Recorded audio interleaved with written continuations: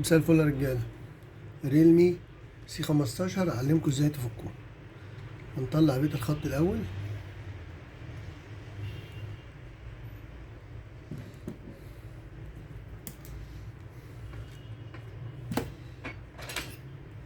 وهنيجي بالمعلقه. بصوا عشان تبقوا عارفين، السي 15 عامة وكل خط السي ده والسي 11 والسي 21 كلهم تقريبا حاجة واحدة.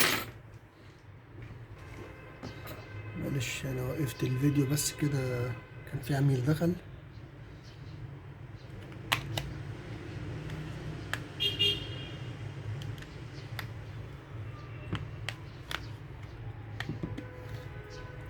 البصمة دي تخاف منها، ما ينفعش اروح اعمل كده، البصمة دي تتقطع.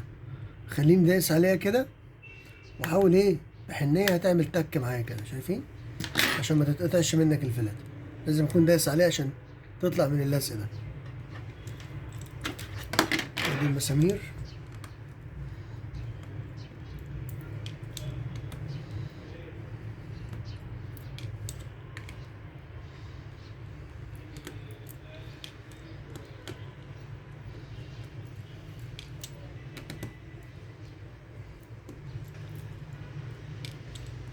الجهاز ده اصلا مفتوح قبل كده.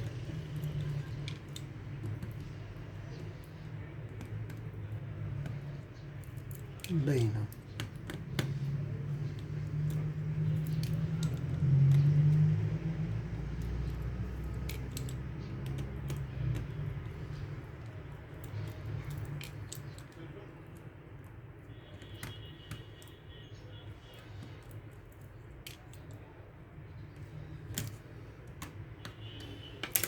تمام. شيل سوكت البطارية، بس هو مفتوح قبل كده، معرفش اتعمل فيه ايه يعني.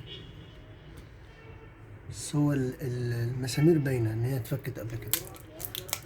عامة احنا عارفين طريقة البطارية وفكها ازاي.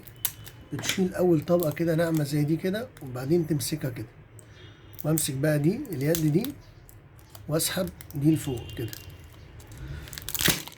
خليك قوي شوية يعني، ما تبقاش خايف يعني. ماشي.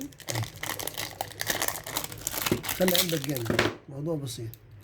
وادي الشاشة اهي اللي احنا هنغيرها اصلا، هي خلصانة طالعة لوحدها. بس ده الموضوع كله، مفيهوش اي حاجة. نضف كويس والزق شاشتك وقفل التليفون تاني. يا رب اكون افدتكم.